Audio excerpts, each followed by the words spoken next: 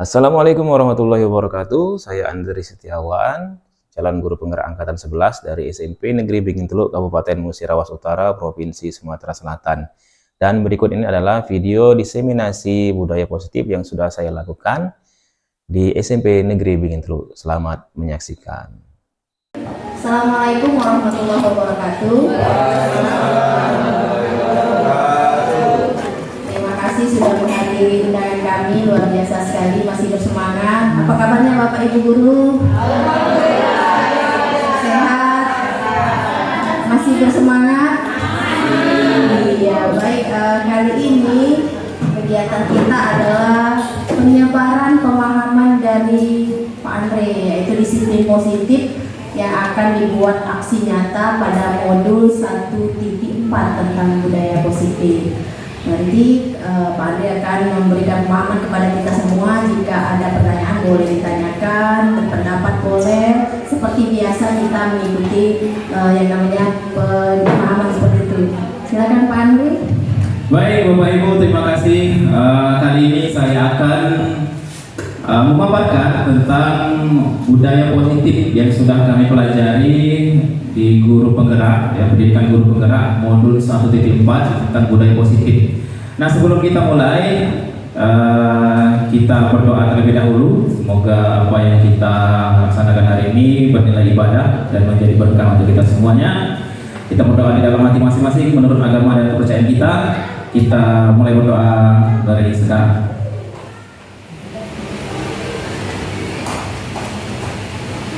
Berdoa selesai.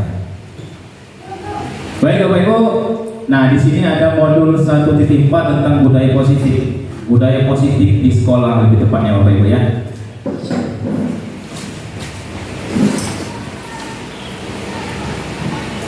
Ada pertanyaan di sini, disiplin positif dan nilai-nilai kebajikan universal. Makna dari kata disiplin. Adakah Bapak Ibu di sini yang tahu tentang kata disiplin?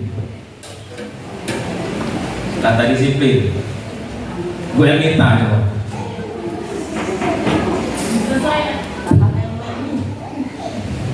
Menurut saya disiplin itu sesuai aturan.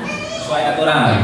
Oke. Ada lagi guru BK, Pak Peri. Pak Peri, biasanya berurusan dengan disiplin ini Pak BK. Nah, guru BK.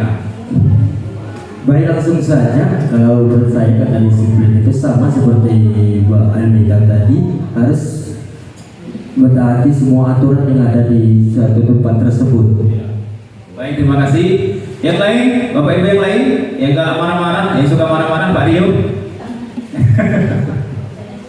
Kalau menurut saya Andre mematuhi peraturan atau tata tertib ini tapi secara konsisten. Secara konsisten, disiplin ya. Nah, disiplin itu Bapak Ibu, menurut Bapak Ibu perlu dipaksakan dari luar atau lebih bagus dari dalam? Dari dalam ya, dari dalam hati ya. Nah, sebelum kita mulai, kita kesepakatan kelas dulu tanpa harus ketik. Yang pertama, HP jangan silent kan? Oke, siap?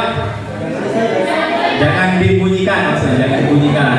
Yang kedua, kalau ada yang bertanya, tolong ada yang menjawab.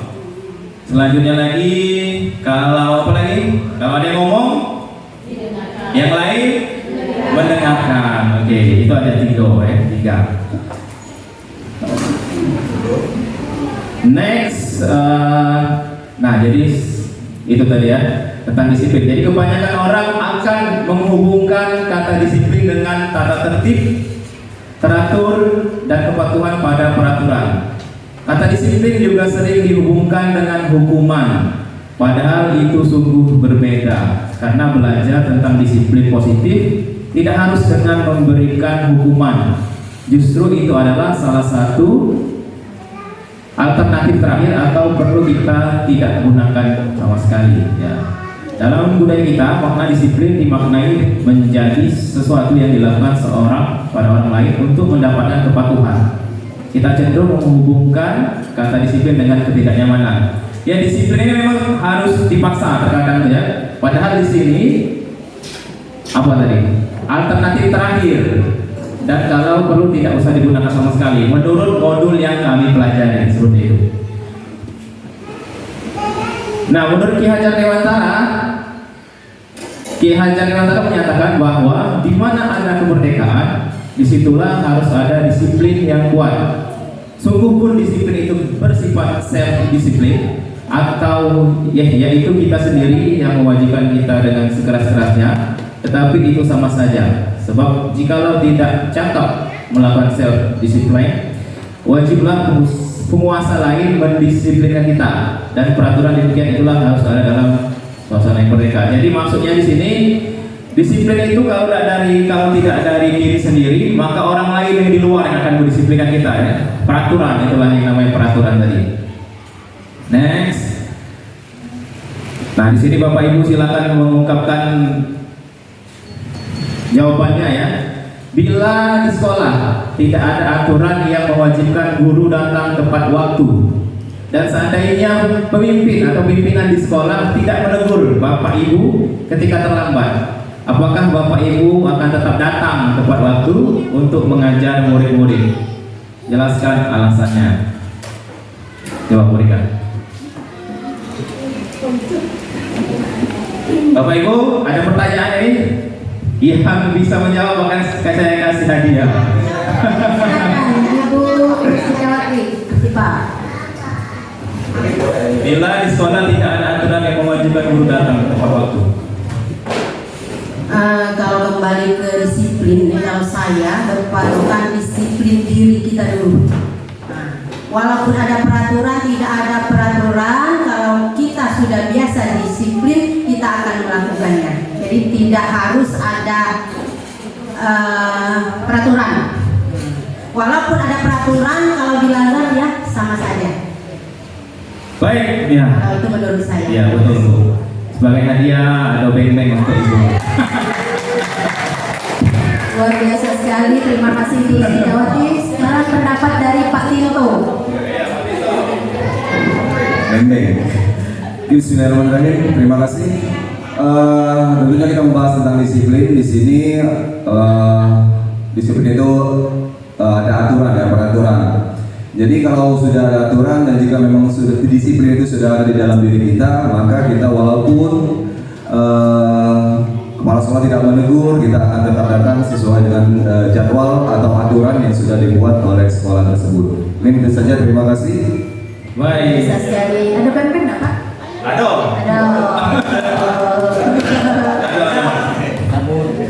Baik, masih ada yang lagi yang ingin memberi pendapat, boleh. Kalau kita next aja berikutnya. Coba. Oke. Berikutnya tentang teori motivasi, hukuman, dan penghargaan serta restitusi. Nah, ada yang tahu nggak Bapak Ibu sebelum kita belajar, ada yang tahu nggak tentang perbedaan antara hukuman, penghargaan, dan restitusi? Guru BK ini harus tahu ini sebetulnya. Yang tahu dapat permen. Hukuman itu yang bagaimana, kemudian penghargaan itu yang seperti apa, dan restitusi itu yang bagaimana pula. Nah, adakah yang tahu? Bu Res? Guru BK ini biasanya nih, doktrin negatif, Bu Okta coba.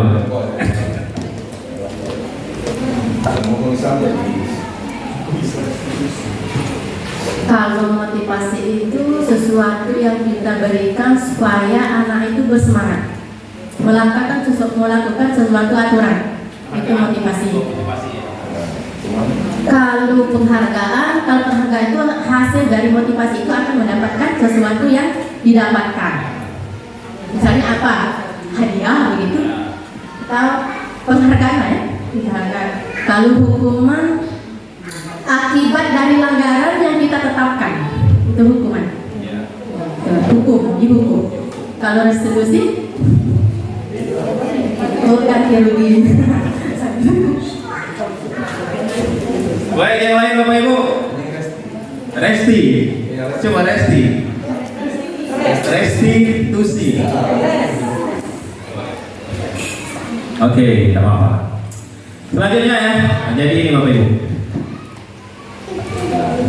masuk ke bagian tadi, motivasi, hukuman, pelanggaran, diskusi, restitusi dan sebagainya. Jadi sebelum belajar di situ kita masuk dulu 3 motivasi perilaku manusia. Jadi manusia itu ada 3 landasan dia melakukan sesuatu itu. Yang pertama, untuk menghindari ketidaknyamanan atau hukuman. Jadi yang pertama untuk menghindari ketidaknyamanan atau hukuman. Ini adalah tingkat terendah dari motivasi perilaku manusia. Biasanya orang yang motivasi perilakunya untuk menghindari hukuman atau ketidaknyamanan akan bertanya, apa yang akan terjadi bila saya tidak melakukannya? Ya, betul? Anak telat, misalnya di sini, kita kasih hukuman. Kalau tujuan dia tadi cuma untuk menghindari hukuman, berarti itu bagian dari tingkat terendah dari motivasi diri dia sendiri ya, itu paling rendah. Misalnya guru datang ke sekolahan ikut rapat, kalau tidak dapat takut kena marah kepala sekolah. Itu masuk ke level ke-1 atau fase paling rendah dari motivasi perilaku manusia. Kemudian yang kedua, ini agak tinggi lagi, 1 tingkat di atasnya ya, untuk mendapatkan imbalan atau penghargaan dari orang lain. Jadi 1 tingkat di atas motivasi yang pertama, di sini orang berperilaku untuk mendapatkan imbalan atau penghargaan dari orang lain. Dengan motivasi ini akan bertanya, apa yang akan saya dapatkan apabila saya melakukannya? Nah, dari situ contoh, beng-beng, itu ya. Contoh lain lagi, misalnya nih, kenapa sih kami berdua murid ikut guru penggerak? Ngapa lah kami ikut guru penggerak itu? Apa yang akan kami dapatkan? Apakah itu sen dari kalau PPG ya misalnya? PPG itu kan tujuannya supaya guru mendapatkan sertifikat yang terusnya itu lagi langkah selanjutnya dapat tunjangan TPG atau sertifikasi. Kalau dia cuma mengharapkan tunjangan sertifikasi tadi, maka dia dapat tahap yang kedua di atas yang hukuman tadi yang pertama ya. Nah sekarang yang ketiga, level yang berikutnya, untuk menjadi orang yang mereka inginkan dan menghargai diri sendiri dengan nilai-nilai yang mereka percaya. Orang yang motivasi ini akan bertanya, orang dengan motivasi ini akan bertanya, akan menjadi yang seperti apa apabila saya melakukannya. Mereka melakukan sesuatu karena nilai-nilai yang mereka yakini dan dihargai, dan mereka melakukannya karena mereka ingin menjadi orang yang melakukan nilai-nilai yang mereka yakini tersebut. Jadi latar belakang ya enggak motivasi kami ikut guru penggerak itu supaya kami ingin upgrade diri. Jadi setelah PPG itu bukannya habis ilmu, masih ada lagi tahap berikutnya. Itulah terkadang di TikTok itu ada yang ngomongkan guru penggerak itu tahap paling tinggi ya. Setelah S1 kemudian PPG kira uji TikTok itu kan, padahal tidak seperti itu, tergantung dengan niat lagi. Next lagi, oke. Nah ini sekarang hukuman, konsekuensi dan restitusi. Ini perbedaannya Bapak Ibu ya. Perbedaan antara hukuman, konsekuensi dan restitusi. Ini penting dalam penerapan untuk ini kita, untuk siswa kita ya. Perbedaannya, hukuman itu sesuatu yang menyakitkan. Jadi sesuatu itu menyakitkan harus terjadi. Kemudian kalau konsekuensi sesuatu yang harus terjadi. Kalau restitusi sesuatu yang merupakan pilihan. Lagi ada contohnya ya. Kemudian hukuman ini biasanya menyebabkan orang tidak nyaman dalam waktu atau jangka waktu yang panjang. Kalau konsekuensi tidak nyaman untuk jangka waktu yang pendek. Kemudian menguatkan, untuk restitusi menguatkan untuk murid agar anak dalam waktu panjang. Lalu hukuman, korban akan mendapatkan keadilan. Jadi kalau ada anak kandung, kita kemudian hukum anak yang bocornya misalnya, maka itu akan memberikan keadilan bagi yang korban. Itu hukuman ya. Sedangkan untuk konsekuensi kita tidak mengurusi atau tidak kita mengabaikan korban. Jadi kita tidak mikir korbannya nak diapakan. Yang penting kita menjalankan konsekuensi. Kemudian untuk restitusi, korban mendapatkan ganti. Nanti ada contohnya. Kemudian perbedaan hukuman selanjutnya, murid akan tersakiti. Kemudian yang konsekuensi, anak dibuat tidak nyaman. Untuk restitusi, murid atau anak mendapatkan penguatan. Kemudian perilaku pasif agresif meningkat. Nah, silakan dibaca sendiri Bapak Ibu, panjang ya. Iya. Nah, kemudian ada negatifnya. Awas kalau dilakukan lagi ya. Awas kamu. Nah, biasanya diucapkan dengan seperti itu kalimatnya. Kalau kalimat dari hukuman tadi ya, pengancaman. Kalau netral, melakukan apa yang saya katakan. Ini untuk yang konsekuensi. Kemudian kalau restitusi, apa hal ini yang sesungguhnya ingin kamu lakukan. Kemudian ini tadi, kalau yang hukuman itu mode paksaan, kalau netral itu stimulus respon, kalau positif itu restitusi itu teori kontrol. Panjang, akhirnya dibagi dari itu. Baik Bapak Ibu, kita akan melanjutkan materi kita tentang keyakinan kelas. Tadi sudah sebagian disampaikan oleh Bu Rika. Jadi memang keyakinan kelas ini lebih bagusnya itu Bapak Ibu setiap kali pertemuan kita membuat keyakinan kelas. Meskipun memakan waktu ya, tapi tidak apa-apa. Mengapa kita memiliki peraturan tentang mengemudikan helm pada saat mengendarai kendaraan roda 2 atau motor? Apakah Bapak Ibu ada yang bisa menjawab pertanyaan ini? Untuk pertanyaan pertama, mengapa kita memiliki peraturan tentang penggunaan helm pada saat mengendarai kendaraan motor? Untuk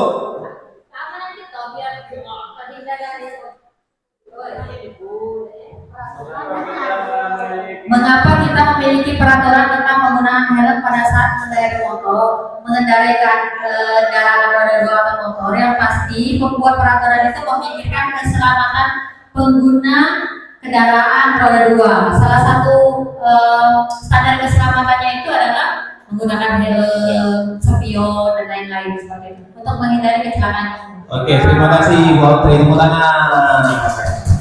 Dan selanjutnya lagi, pertanyaan yang kedua, mengapa kita memiliki peraturan tentang penggunaan masker dan mencuci tangan setiap saat? Ayo Bapak Ibu, silakan. Pak Deta. Silakan Bapak Ibu dikasih tanggapan berkaitan dengan pelajaran PJOK ini. Memiliki peraturan tentang penggunaan masker dan mencuci tangan setiap saat untuk menjaga kesehatan. Untuk menjaga kesehatan. Terima kasih Pak Deta. Ya. Jadi Bapak Ibu, sebetulnya memang tanpa kita harus ada peraturan pun sebetulnya kita menyepakati ya. Jadi kesepakatan itu atau keyakinan itu adalah sesuatu yang kita yakini tanpa memandang agamanya harus apa, tanpa memandang sukunya harus apa, tapi dengan adanya keyakinan tersebut tanpa tertulis pun kita sudah yakin bahwa sesuatu ini kalau kita menggunakan helm berarti alasannya untuk keselamatan ya. Betul seperti itu. Kemudian yang kedua, penggunaan masker dan mencuci tangan untuk kesehatan ya. Meskipun tidak ada aturan, tapi kita seluruh dunia meyakini dengan kita melakukan cuci tangan, dengan menggunakan masker kita akan menjaga kesehatan kita. Baik, selanjutnya. Nah, ini salah satu contoh keyakinan kelas ya Bapak Ibu. Salah satu contoh keyakinan kelas, dan saya akan tunjukkan bagaimana cara saya membuat keyakinan kelas.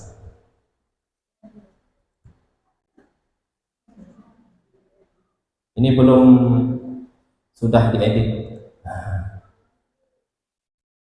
Ini saya tampilkan. Sebelum kita mulai belajar, kita buat dulu kesepakatan kelas ya, jadi kelas ya. Jadi selama kurang lebih berapa jam ini? sampai jam 9.30 ya. 9.30 kita buat peraturan kelas, kesepakatan kelas. Jadi masing-masing kamu harus patuh ya, harus makan dengan ini. Apa yang harus kita sepakati lah, ada nggak?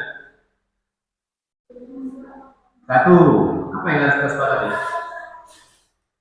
Menjaga kebersihan. Terus yang kedua, 71. sopan santun. Iya. Jadi kalau ada yang ngomong harus didengarkan ya. Sopan santun ya. Menjaga sopan santun. Apa lagi? Kalau belajar harus diam. Harus apa? Harus bersemangat. Belajar kalau nggak semangat.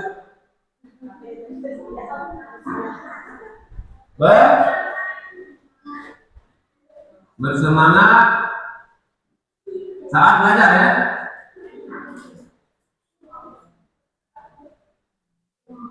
Apa lagi? Saling menghargai. Saling menghargai itu berarti kalau ada yang ngomong kita harus dengarkan, kalau dulu yang ngomong kamu harus mendengarkan ya, gitu ya. Paham ini? Maka ini keyakinan kelas saya.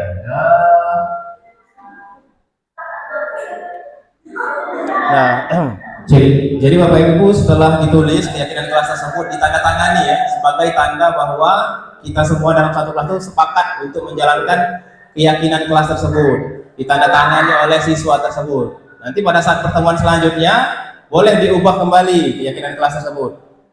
Nah, karena ini sumbernya dari hasil hasil kesepakatan mereka itulah. Next, apa lagi? Grace.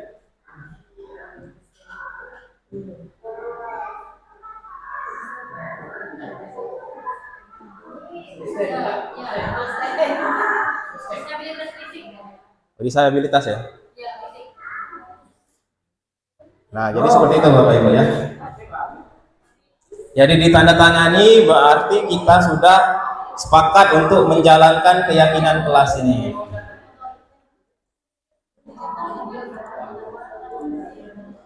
Sebenarnya itu keyakinan kelas yang sudah kita sepakati ya.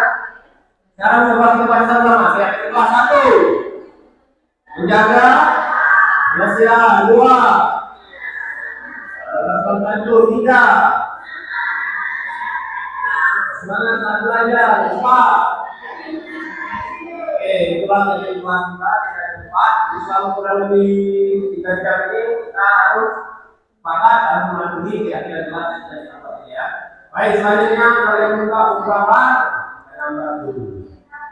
Ya, itu Bapak Ibu contoh keyakinan kelas yang sudah saya lakukan di kelas tadi, kelas 72.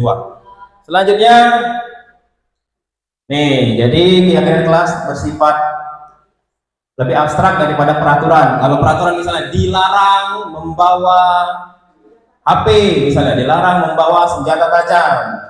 Kalau tadi kan saling menghargai, misalnya keyakinan kelas. Kemudian apa lagi berikan? Menjaga sopan santun. Nah, gitu. Kemudian keyakinan kelas berupa pernyataan-pernyataan yang bersifat universal.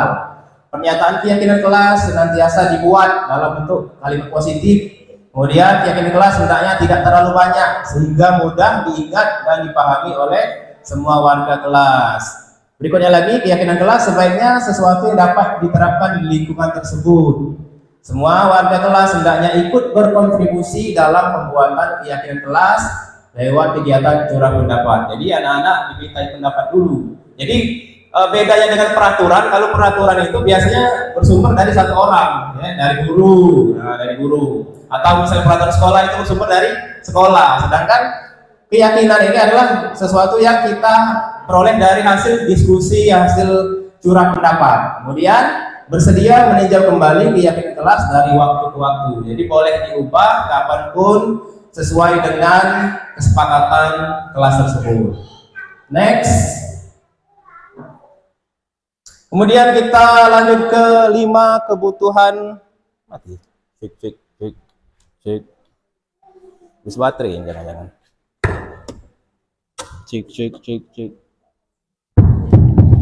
Bis baterai.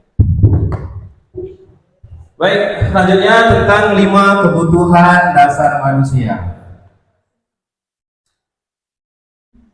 Di sini ada video Bapak Ibu ya, kita saksikan dulu video ini.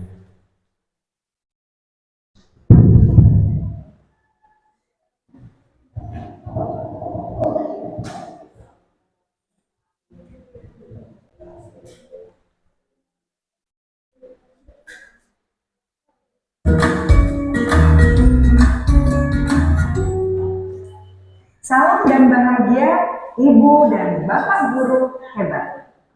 Untuk membangun budaya sekolah yang positif dengan lingkungan yang aman dan mendukung murid untuk menjadi pribadi yang berdaya, seimbang, dan bahagia, salah satu upaya yang dapat dilakukan oleh guru adalah memahami kebutuhan dasar yang mendasari perilaku murid. Pada video kali ini, kita akan membahas tentang 5 kebutuhan dasar manusia.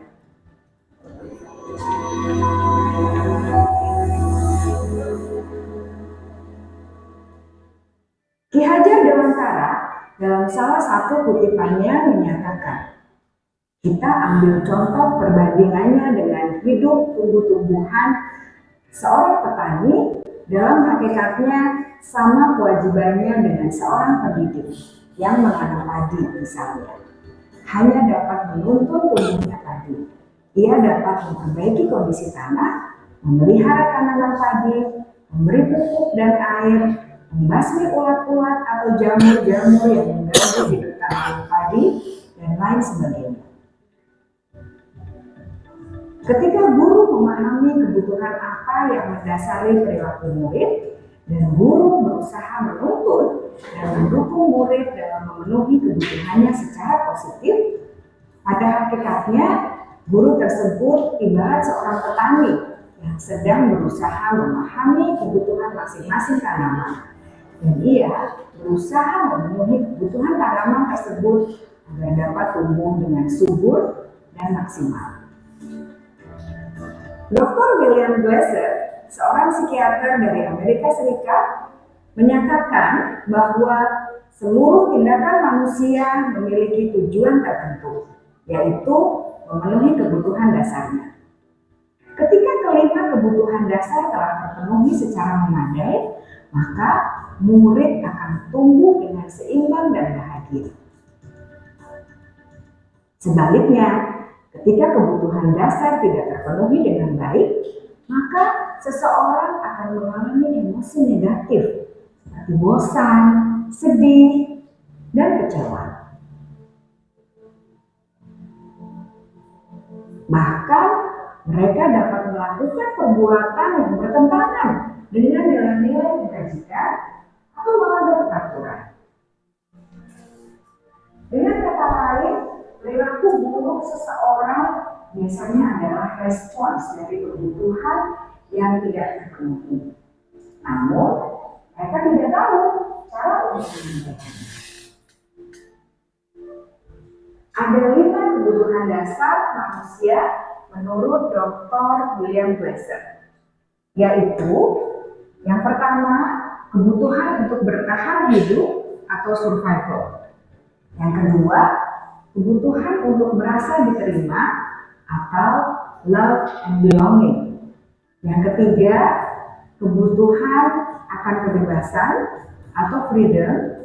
Yang keempat, kebutuhan akan kesenangan atau fun. Dan yang kelima, kebutuhan akan penguasaan atau power. Kebutuhan dasar yang pertama adalah kebutuhan yang bersifat fisiologis untuk bertahan hidup atau survival. Misalnya, kesehatan, rumah, dan makanan. Kebutuhan biologis sebagai bagian dari proses reproduksi, termasuk kebutuhan untuk tetap bertahan hidup. Kebutuhan untuk merasa aman juga termasuk dalam kebutuhan ini.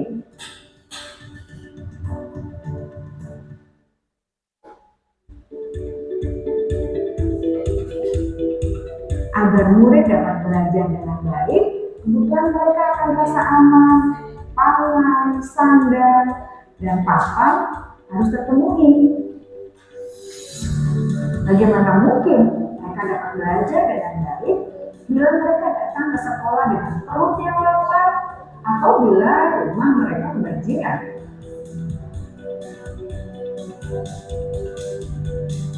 Setelah kita mengetahui kebutuhan pertama yang sebagian besar bersifat fisiologis, mari kita lihat kebutuhan kedua sampai kelima yang semuanya berhubungan dengan psikologis. Mari kita lihat kebutuhan yang kedua, yaitu kebutuhan akan perasaan diterima oleh kelompok atau komunitasnya, atau kebutuhan love and belonging. Kebutuhan ini meliputi keinginan untuk tetap terhubung dengan orang lain seperti teman, keluarga, teman kerja, dan kelompok di mana kita tergabung. Setiap murid ingin menjadi bagian yang berharga dari kelas dan juga sekolah. Mereka juga ingin diterima oleh orang lain dan kelompoknya. Bahkan, murid yang terlihat paling cuek pun jauh di dasar hatinya pasti ingin merasa diterima. Sebagai guru, seharusnya kita dapat menerima murid kita apa adanya, sesuai dengan kodratnya. Karena setiap murid adalah unik. Mereka memiliki kekuatannya masing-masing, sehingga guru seharusnya bisa menciptakan kesempatan untuk murid berkolaborasi dan memiliki ikatan emosi satu sama lain. Murid-murid yang memiliki kebutuhan yang besar untuk merasa diterima, biasanya mereka belajar karena suka pada gurunya, dan mereka juga suka bekerja dalam kelompok. Kebutuhan yang ketiga adalah kebutuhan akan kebebasan atau kebutuhan membuat pilihan. Murid harus diberi kesempatan untuk membuat pilihan dan bertanggung jawab atas pilihan yang mereka telah ambil. Memberi mereka kebebasan bukan berarti membiarkan mereka melakukan apa saja yang mereka mau, melainkan lebih memberi mereka kesempatan untuk membuat pilihan, menyuarakan pendapat mereka dengan percaya diri, dan memberi mereka kesempatan untuk mencoba hal-hal yang baru. Pembelajaran dengan metode yang beragam dan menarik juga akan memenuhi kebutuhan murid tentang kebebasan ini. Pembelajaran berdiferensiasi, di mana guru menyediakan beberapa jenis tugas yang bisa dipilih oleh murid sesuai minat mereka, sangat baik untuk mengembangkan murid menjadi lebih mandiri dan memiliki motivasi internal. Karena kebutuhan akan kebebasan pada dasarnya adalah kebutuhan untuk mandiri, memiliki otonomi, memiliki pilihan, dan mampu mengendalikan arah hidupnya sendiri.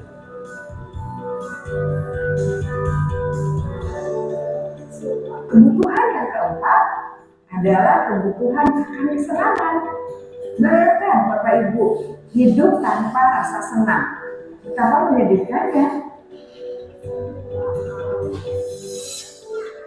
Glaser menghubungkan kebutuhan akan kesenangan dengan belajar.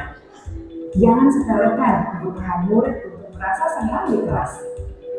Sebagai guru, jangan ragu-ragu untuk dengan sengaja memasukkan kegiatan yang menyenangkan dalam kelas.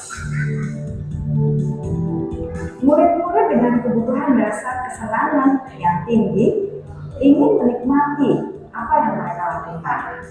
Mereka juga konsentrasi tinggi saat mengerjakan hal-hal yang disegani.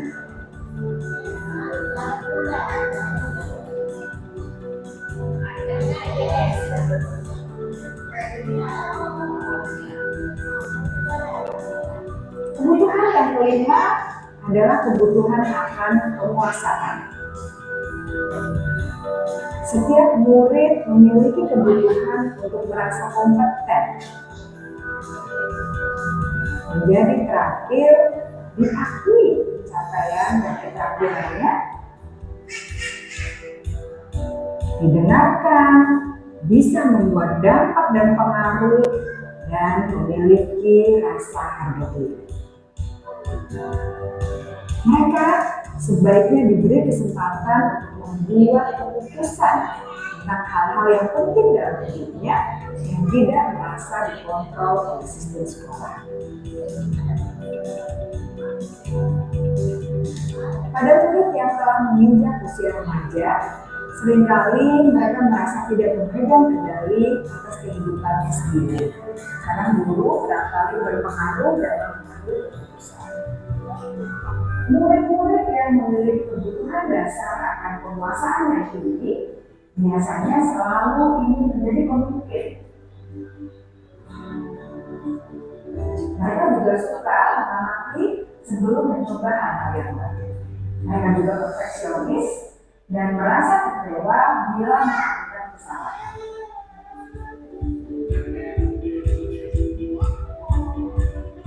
Ibu dan bapak guru sangatlah penting bagi kita untuk mengetahui kebutuhan dasar murid-murid, agar kita memahami alasan di balik sikap dan tingkah laku mereka.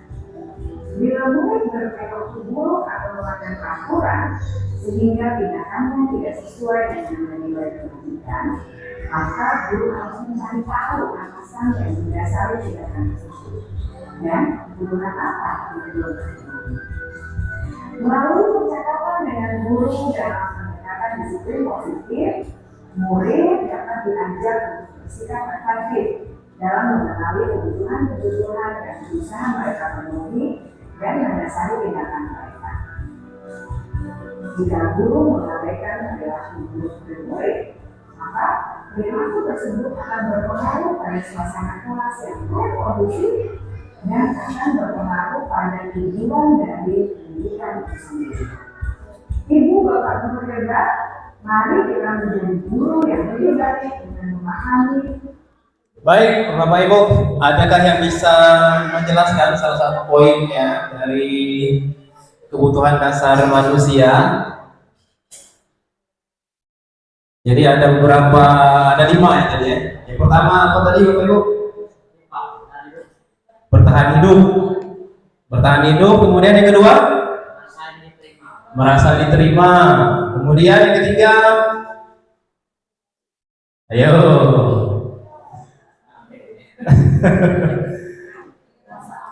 Penguasaan ya. Ya, yang keempat kesenangan, dan yang kelima kebebasan. Jadi kalau ada murid yang ngantuk, Bapak Ibu guru ngantuk juga mungkin ya. Mungkin ada salah satu dari 5 kebutuhan itu yang belum terpenuhi. Misalnya kebutuhan kesenangan, datang ikuti rapat itu membosankan, bisa jadi ya, seperti itu kan. Nah, itu 5 kebutuhan dasar manusia. Jadi kalau ada masalah dengan siswa, memang kita itu harus mencari tahu apa penyebabnya. Next.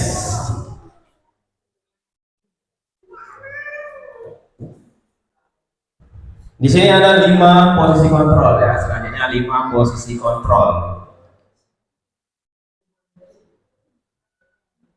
Nah, sebelum kita menonton video, menurut Bapak Ibu ya, apakah penghargaan atau hadiah itu efektif untuk meningkatkan motivasi murid?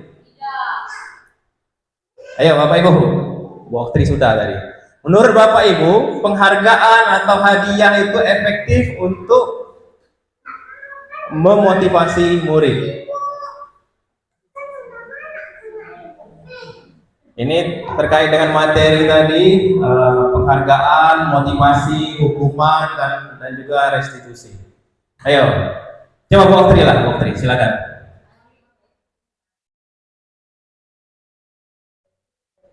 Apakah penghargaan atau hadiah itu efektif untuk mendisiplinkan siswa? Tidak. Alasannya kenapa?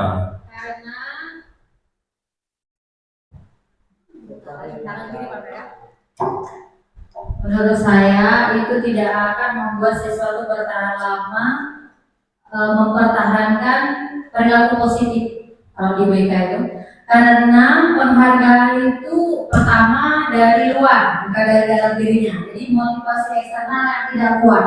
Sewaktu-waktu bisa berubah jika dia sudah mendapat penghargaan, maka perilaku negatifnya bisa kembali lagi. Kalau di BK itu penguatan positif itu atau reinforcement positif itu dari orang lain itu tidak terlalu berpengaruh terhadap perubahan perilaku seperti itu. Ya.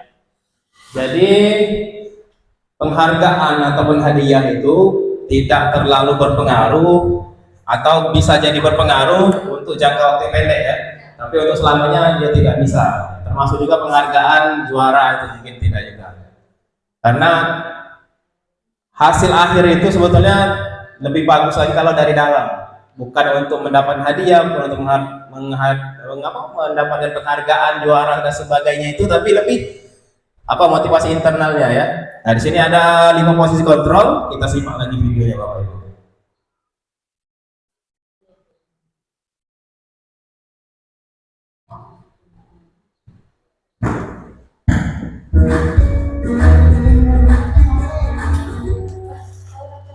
Salam bahagia Ibu dan Bapak Guru hebat. Dalam penerapan disiplin positif restitusi, salah satu program yang dikembangkan adalah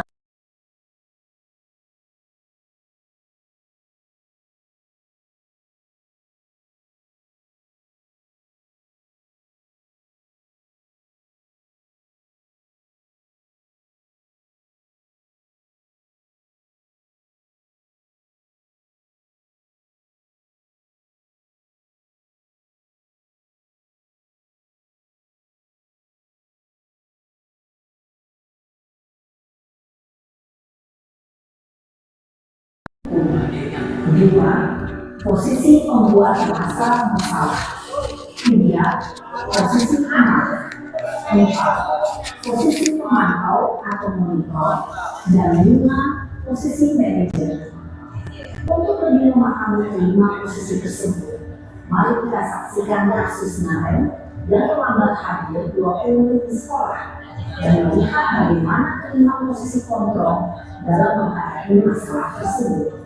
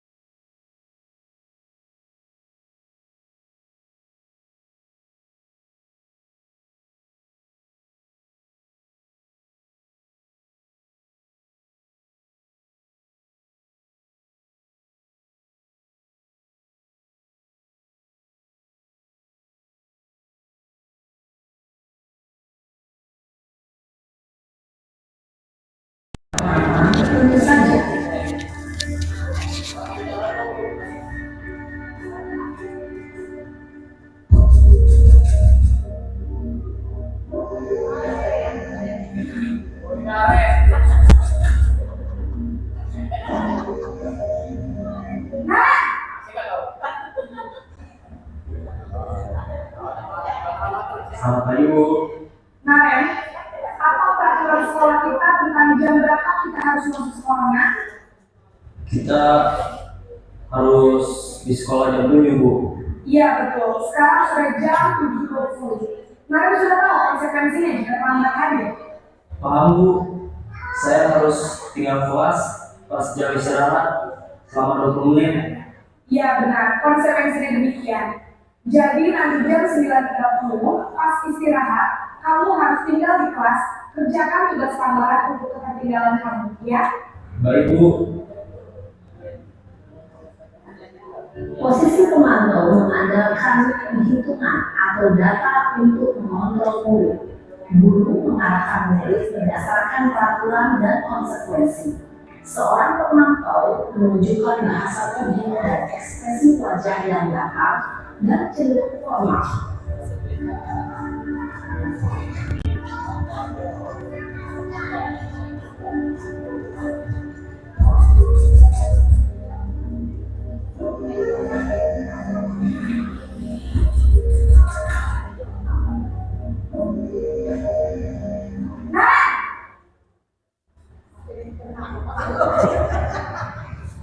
Selamat pagi Bu. Selamat pagi, Ren. Maaf Bu, saya terlambat. Iya, sekolah masuknya jam 7, sekarang sudah jam 7.20. Jadi sekarang bagaimana ini, Ren? Maaf Bu, saya lupa soal tes semalam. Baiklah, menurut kamu, keyakinan sekolah yang mana yang perlu kamu tingkatkan? Menghargai diri sendiri dan orang lain mungkin ya Bu. Setuju. Jadi, apakah Naren meyakini prinsip saling menghormati tersebut? Iya Bu, saya meyakininya. Apakah Naren bersedia memperbaiki masalah keterlambatan ini? Bersedia Bu. Bagaimana kamu akan memperbaiki masalah keterlambatan ini? Saya akan coba untuk tidak lupa menyetel alarm saya Bu. Baik, kalau Naren menyetel alarm di rumah, ada orang yang kira-kira bisa bantu mengingatkan tidak? Ada Bu, kata saya, Kak Emma. Ada lagi selain Kak Emma? Selain Kak Emma, ada ibu saya. Baik, jadi yang mengingatkan Naren adalah Kak Emma dan ibu kamu ya? Kira-kira akan mulai saya alarm kapan nih, Naren? Setelah pulang sekolah, akan segera saya lakukan. Baik, jadi Naren akan setel alarm untuk bangun besok pagi dan akan diingatkan oleh kakak dan ibu dan Naren ya. Ada lagi yang mesti perlu dilakukan, Naren, agar tidak terlambat bangun lagi. Tidak ada Bu. Baik, Naren, terima kasih untuk kerjasama kamu. Sekarang kamu perlu kembali ke kelas untuk belajar. Baik Bu, terima kasih. Posisi manajer adalah posisi kontrol yang disarankan untuk memimpin murid memiliki sikap disiplin yang positif, yaitu murid yang mandiri, bertanggung jawab, dan dapat memecahkan masalah. Tujuan dari posisi ini adalah agar murid dapat berefleksi atas tindakannya. Guru akan dengan tulus memberikan pertanyaan-pertanyaan bermakna, sehingga membuat murid dapat belajar dari kesalahannya dan mencari sebuah solusi untuk menyelesaikannya. Ibu dan bapak guru hebat, setelah mengamati adegan kelima posisi kontrol tadi, kira-kira posisi mana yang paling ideal? Posisi mana yang dapat menunjang motivasi intensif murid? Ya, tentu posisi manajer. Posisi ini memang posisi ideal dan ini dituju setiap pendidik. Pada posisi inilah, guru dapat menerapkan disiplin positif dan berpihak pada murid yang memerdekakan murid. Perjalanan seorang pendidik tentunya tidak mudah untuk sampai pada posisi. Baik Bapak Ibu, selanjutnya coba kita ngantuk Lah sudah jam 12 ini, tapi minta waktunya lagi Bapak Ibu ya. Selanjutnya tentang segitiga restitusi. Jadi di sini adalah cara untuk mengatasi permasalahan siswa dengan menggunakan teknik segitiga restitusi, Bapak Ibu ya. Dan di sini sudah saya coba dengan siswa penerapan segitiga restitusi terhadap dua jenis kasus.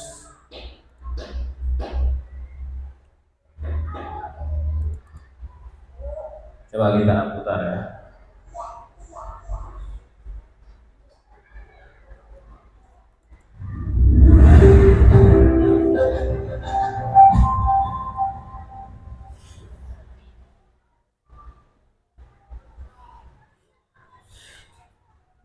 Assalamualaikum warahmatullahi wabarakatuh. Saya Andri Setiawan dari SMP Negeri saya merupakan calon guru penggerak Angkatan 11 dari Kabupaten Musirawas Utara, Provinsi Sumatera Selatan, dan berikut ini adalah contoh reklamasi tiga restitusi yang sudah saya lakukan di sekolah saya. Selamat menyaksikan. Ada? Ya Pak. Ada tahu kenapa Pak panggil turun ini? Nggak tahu. Betul, tidak tahu ya. Ya. Pada informasi pada laporan katanya ada tadi mau keras. Betul. Kenapa? Kali saya mengambil Halusinasi. ayu. Ayu padahal Enggak. tidak ada laporan. Enggak. Jadi tiba-tiba ada fitnah ya. Enggak Pak. Kemudian karena ada laporan, ada emosi. Emosi ya. Mengamu sama ayu. Oh, jadi karena hal tersebut ayu ada laporan. Pak juga kalau misalnya di kita seperti ini, kalau Pak tidak namanya Pak juga akan emosi. Tapi kenapa ada yang tidak melakukan hal yang berbeda itu apa misalnya? Selain orang lain, ada bisa membunuh dia karena ada emosi. Ya. Kenapa ada yang dilakukan? Saya bisa menggunakan emosi saya. Karena ada yang masih bisa membunuh emosi. Ya. Apakah tindakan kita marah-marah itu diperbolehkan? Tidak. Tidak. Harusnya gimana? Harusnya kita kan sesama sekolah yang sama. Kita harus menghormati sesama orang. Jadi harus menghargai, menghormati ya. Walau dari yang sini, dari mana sih? Jadi itu beda antara si Ayu, SD 3. Oke, jadi kita ini sudah di dalam sekolah harus melindungi, menghargai ya. Jadi menurut Anda tidak ada yang marah-marah tadi itu harus salah. Salah. Oke, baik. Harusnya ke depan gimana? Apakah ada larangan terus marah-marah Ayu? Apakah ada larangan menunda seperti apa? Apakah ada larangan memaafkan dia? Memaafkan dia ya. Jadi setelah ini ada yang boleh keluar, ada yang minta maaf sama dia. Nanti Pak akan panggil juga si Ayu untuk memberikan masukan dia ya, supaya jangan lagi menghina ya. Oke, sekarang Anda boleh keluar dan kembali ke kelasnya ya. Silakan.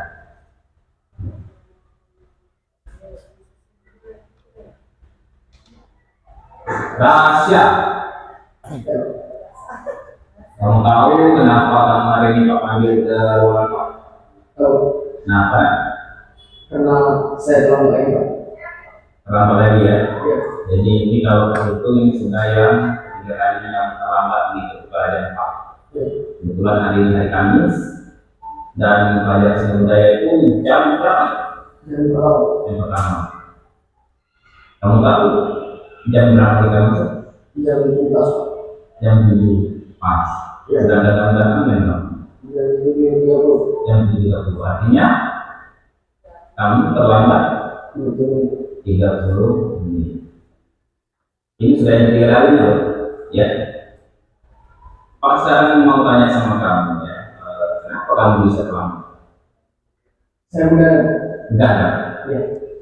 Begadang sampai jam berapa kamu? Sampai jam 3. Jam 3 subuh. Iya. Apa ya? Ngapain kamu sampai jam 3 subuh? Begadang. Main game terus sampai jam 3 subuh. Jadi selama 3 tahun lama ini kamu itu main game sampai jam 3 subuh. Memang sih kalau main game memang asik ya. Kadang-kadang kita sambil waktu Pak juga kalau lagi misalnya sudah ada kosong, sudah selesai semua pekerjaan, Pak juga kadang-kadang main game ya. Pak sangat hobi sih main game. Tapi menurut Rasya, apakah seorang pelajar tersebut layak bermain game sampai jam 3 subuh? Tidak. Menurut Rasya bagaimana? Apakah harus dibatasi bermain gamenya atau memang harus dilarang, tidak usah main lagi. Buatin aja. Biasanya rahasia tidurnya jam berapa kalau itu? Jam 10 malam. Biasanya ya. Oh, jadi kemarin itu mungkin karena terlalu kasar, jadi sampai lupa waktu. Sampai jam 3 subuh, kemudian kamu tidur dari jam 3 sampai jam 7. Jam 7 baru bangun, baru mandi, baru ke sekolah. Betul. Baik. Ya, Pak tidak mau terlalu nyalakan ya, karena memang pelajaran di sekolah itu memang kadang-kadang bikin kita pusing ya, banyak tugas, banyak tekanan ya dari guru-guru ya, kayak gitu. Tapi apakah menurut Rasya seorang pelajar itu boleh terlambat terus, boleh berjalan terus? Tidak boleh. Kenapa? Karena pelajar itu wajib untuk belajar. Wajib. Jadi sekarang apakah Rasya mau berubah? Berubah untuk tidak terlambat lagi? Kira-kira apa yang bisa dilakukan supaya tidak terlambat? Tidur lebih awal. Tidur lebih awal. Kemudian gimana? Kemudian dikurangi. Apakah kita harus berhenti nanti? Tidak ya. Jadi mungkin apa yang bisa dilakukan untuk mengikuti tersebut? Dikurangi sih Pak. Dikurangi sampai mungkin ada batasan apa? Sampai jam 9.25. Jam 9.30 lah ya. Ya. Jadi Rasya akan berjanji untuk membatasi permainan gamenya, bermain game sampai jam 9.30 setiap malam ya. Rasya sudah berjanji, dan kalau misalnya di rumah tidak ada yang mengingatkan, apakah Rasya bisa menerapkan hal tersebut? Apa misalnya memasang alarm, apa menyuruh adik, atau meminta tolong ibu, gimana itu? Meminta tolong ibu untuk mengingatkan supaya jangan berlebihan. Supaya jam 9.30 sudah berhenti. Baik. Kalau gitu Pak catat ya sebagai suatu komitmen Rasya, semoga nanti Rasya tidak terlambat. Baik, sekarang kamu boleh keluar dan silakan masuk kelas.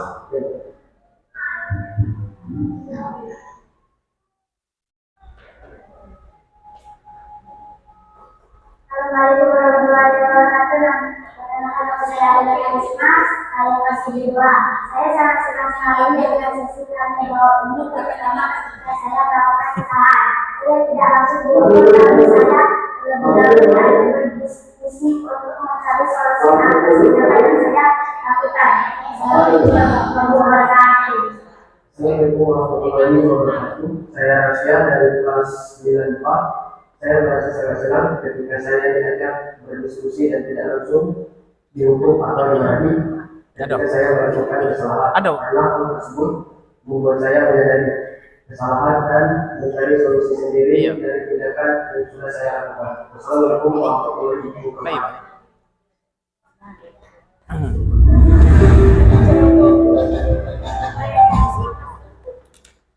Oh, ini mic ya.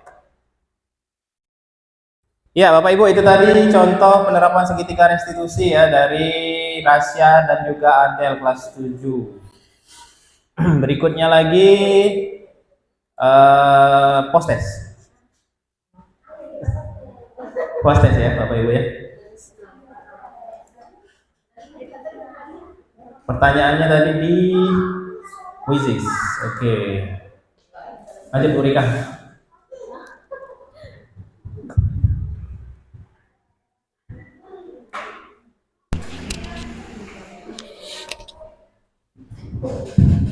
Minta waktunya sebentar lagi Pak, tinggal post test. Gawat nanda Pak Oja.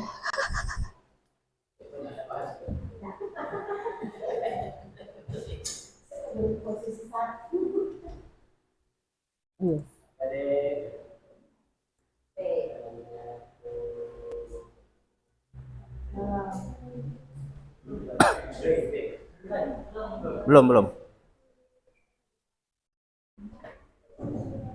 Bagikan.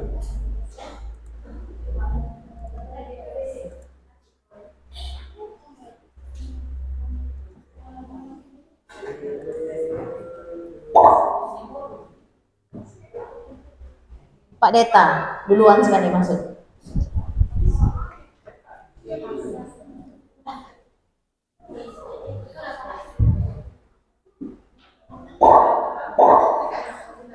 Pak Sahidin. Ya Allah, Pak Oja pasti.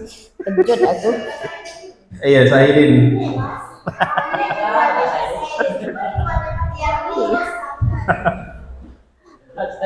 Galak ngadi-ngadi Pak Oja.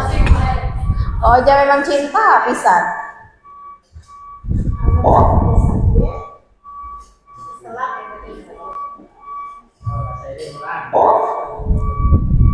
Ya, 6 peserta Bapak Ibu silakan.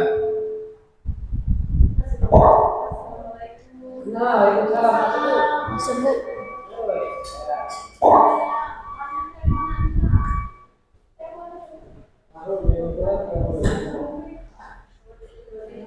Delapan orang peserta, masih ditunggu lanjut. Tik, masuk Tik, tolong Bu Arti.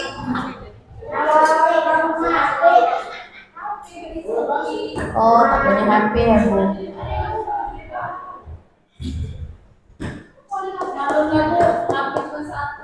Ya, nanti beli 2 Bu ya, dari Tunas Kelapa kemarin.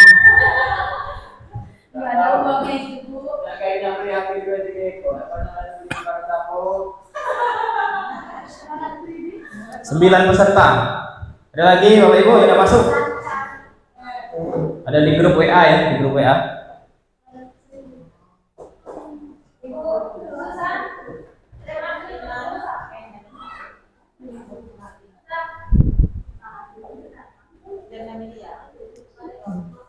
Mutmainah. Mutmainah. Udah rompok.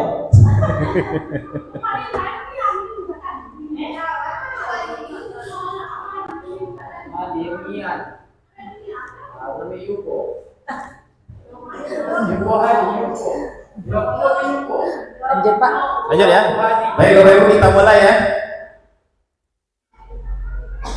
9 peserta.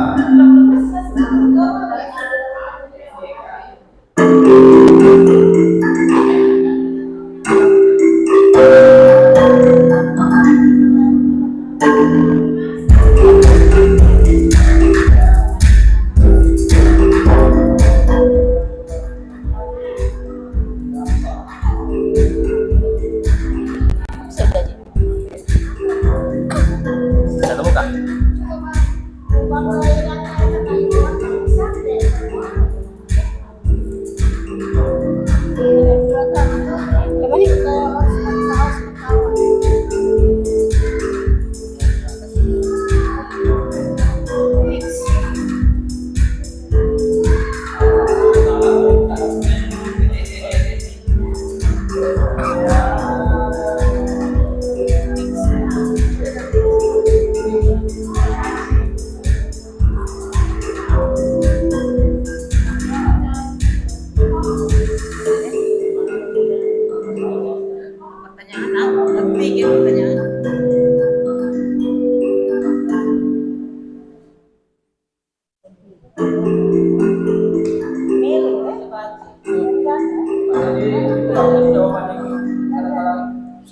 Ciko paling Pak.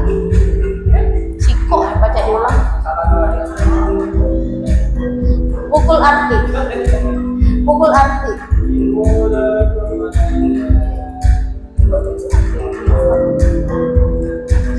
Soalnya 10 soal mengenai pemahaman yang kami sebarkan tadi.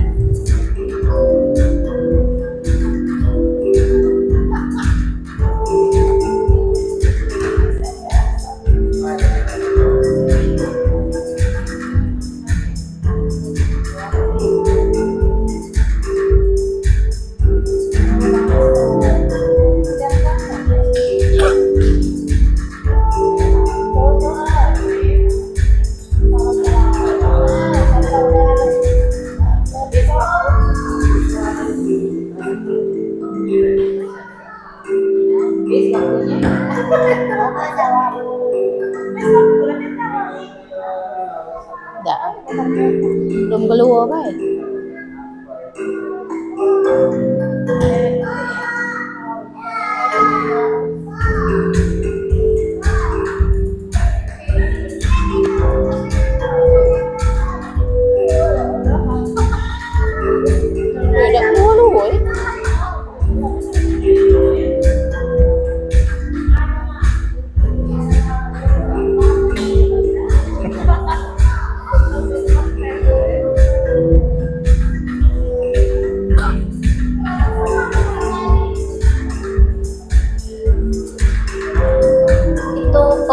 tentara.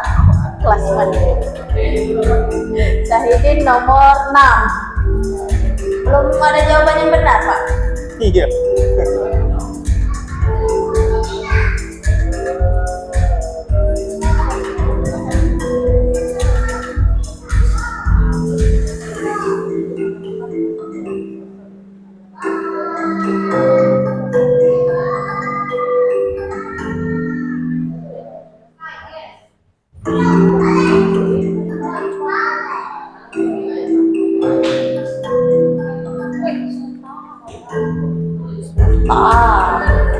Berada posisi paling atas, Suta.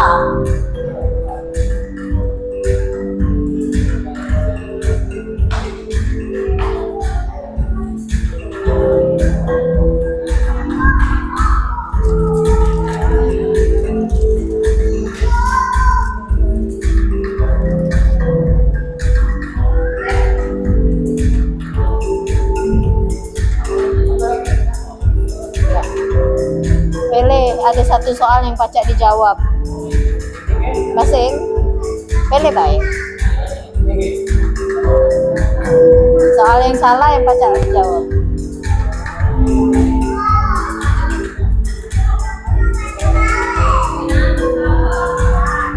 Bentar lagi ya, Suta. Dikit lagi. Suta mau coklat?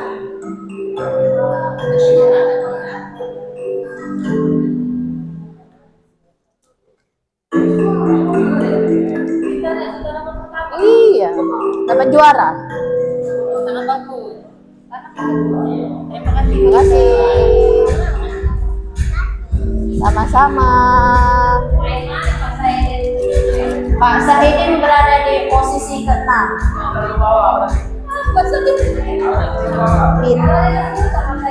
Pintar Pak Syahidin.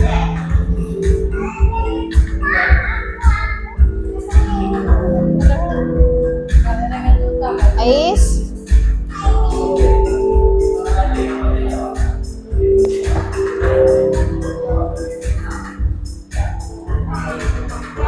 Ayo.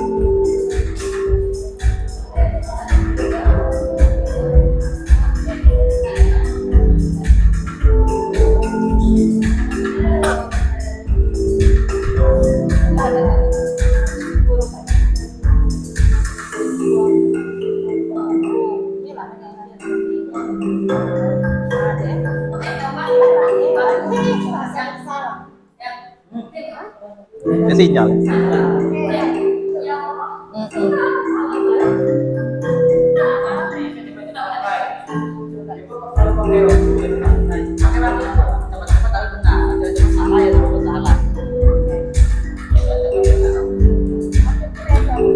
Pilih baik.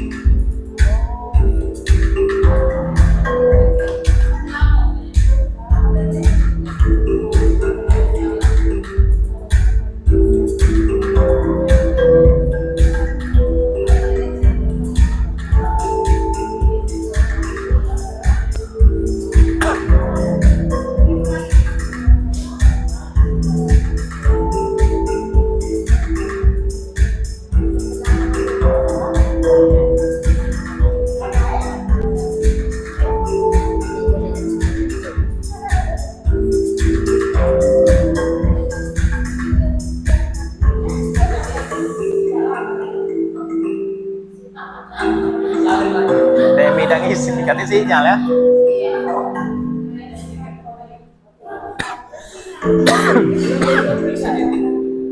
Ayo Deden, semangat. Oke, belum selesai.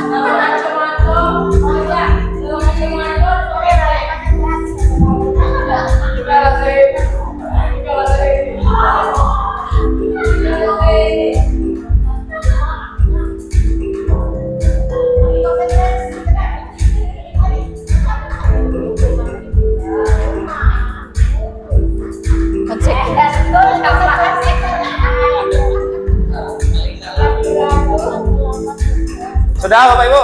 Belum ya, Bu Titin ya? Tunggu Bu Titin ya.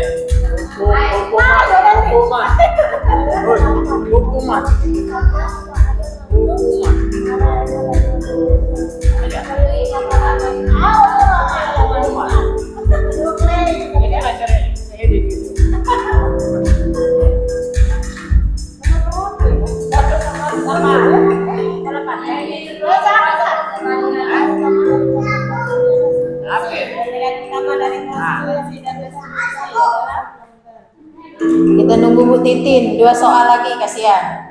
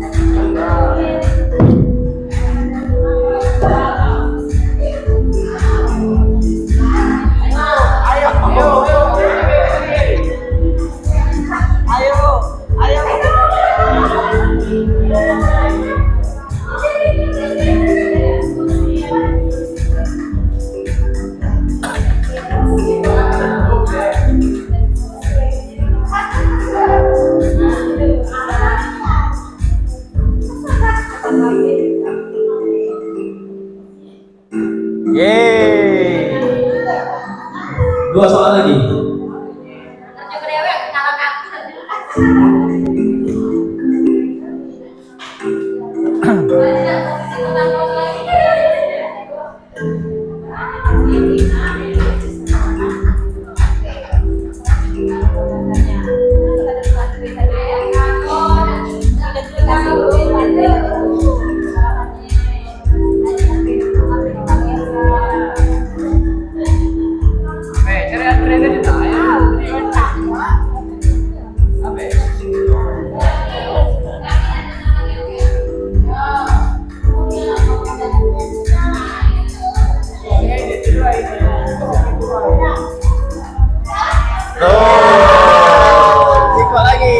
Setelah perdebatan yang kuat, lanjut 1 soal lagi.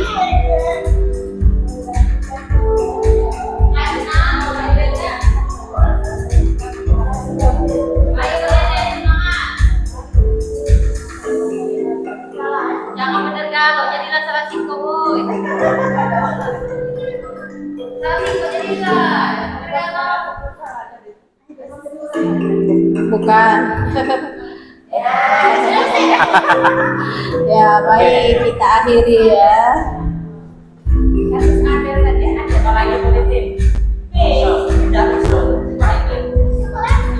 Sudah diselesaikan Pak Andri. Oke, peringkat pertama dari Sultan. Peringkat kedua diraih oleh Pak Deta. Yang ketiga Ibu Aprilia. Ibu Aprilia. Yeay, beng. Terima kasih. Ya, sudah. Selesai. Baik, Bapak Ibu. Coba sekarang saya mau tanya, perbedaan hukuman restitusi dengan konsekuensi. Siapa yang tahu? Hukuman, mana contohnya? Bagaimana contoh hukuman, contoh konsekuensi dan contoh restitusi? Ya, contoh Mario. Ini kalau belajar dari soal tadi kan nanti ada yang salah. Kalau hukuman itu contohnya kalau yang terlambat datang langsung dihukum dari lapangan, itu contoh hukuman. Contoh konsekuensi, misalnya ada anak yang mencoret-coret meja, konsekuensi itu suruh menghapus kembali coretannya. Kalau contoh yang restitusi tadi kalau disuruh barang hilang, barangnya hilang kan. Nah, restitusi itu contohnya barang hilang suruh mengembalikan apa barang yang dihilangkan tadi. Seperti itu contoh. Baik, Pak Ibu, jadi perbedaannya hukuman itu kadang-kadang tidak nyambung dengan perbuatan. Misal, anak tadi telat disuruh bersihkan sampah, ya kan tidak nyambung gitu kan? Kemudian misalnya lagi anak tadi dapat nilai kecil atau tidak bawa buku, anak tidak bawa buku, kemudian kita suruh lari ke lapangan, nyambung nggak itu? Tidak nyambung, itu namanya hukuman. Kemudian kalau konsekuensi apa berikan? Konsekuensi, misal nih konsekuensi, Bu Titin minjem laptop sekolah. Nah misalnya, tiba-tiba laptop sekolah tersebut rusak. Nah jadi Bu Titin harus mengganti, itu namanya konsekuensi. Kemudian contoh ke siswa, misalnya budak tadi, anak tadi minjam buku dengan perpustakaan. Nah, ternyata bukunya tadi hilang. Jadi konsekuensinya adalah mengganti. Kemudian kalau restitusi itu kata Pak Rio tadi, apa? Barang hilang, kemudian bertanggung jawab. Kalau restitusi coba boneka. Oke, restitusi itu apa Ibu ya? Kita mencari solusinya bukan dari kita, tapi dari si anak tadi. Dia pengennya kayak mana? Misalnya dia tadi bangun di kesiangan, dia tuh lagi dari solusi, bukan dari kita. Nah, kayak gitu ya. Ya semoga perbedaan yang tadi bisa menambah keilmuan kita ya. Kemudian yang terakhir, refleksi Bapak Ibu ya, kegiatan apa yang kita lakukan hari ini, mungkin Bu Titi. Kegiatan apa yang kita lakukan hari ini? Tuh. Refleksi Bu Titi.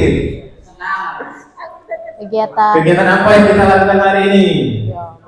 Belajar apa? Belajar misalnya. 5 posisi kontrol. Kita hari ini ngapain hari ini? Belajar materinya 5 posisi kontrol tadi. Oke, ya terima kasih. Yang kedua, bagaimana perasaan hari ini?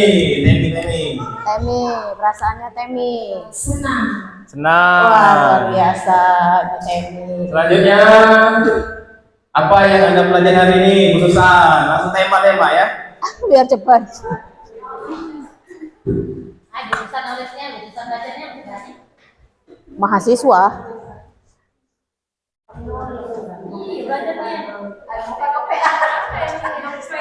Salah satunya Bu Susan yang kita pelajari hari ini, yang Bu Susan pahami tentang hukuman.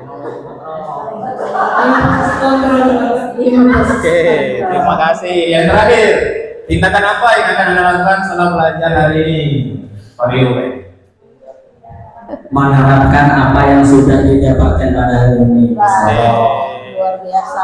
Terima kasih Bapak Ibu. Kita ke depan sini kita halo dulu dari kamera biar masuk kamera. Jadi terima kasih waktunya Bapak Ibu sudah berkunjung, sudah datang ke undangan kami. Diseminasi tentang budaya positif, penerapan disiplin positif. Kemudian apa lagi mereka? 5 posisi kontrol, 5 posisi kontrol, konsekuensi, ya. keyakinan kelas. Itu materi ini mudah-mudahan bisa dipahami dan bisa diterapkan di pembelajaran atau di kelas Bapak Ibu masing-masing. Ya terakhir kita tutup ya Bu Dika ya. Mari kita tutup dengan melepaskan nafas hamdalah. Alhamdulillahirobbilalamin. Assalamualaikum warahmatullahi wabarakatuh. Waalaikumsalam warahmatullahi wabarakatuh.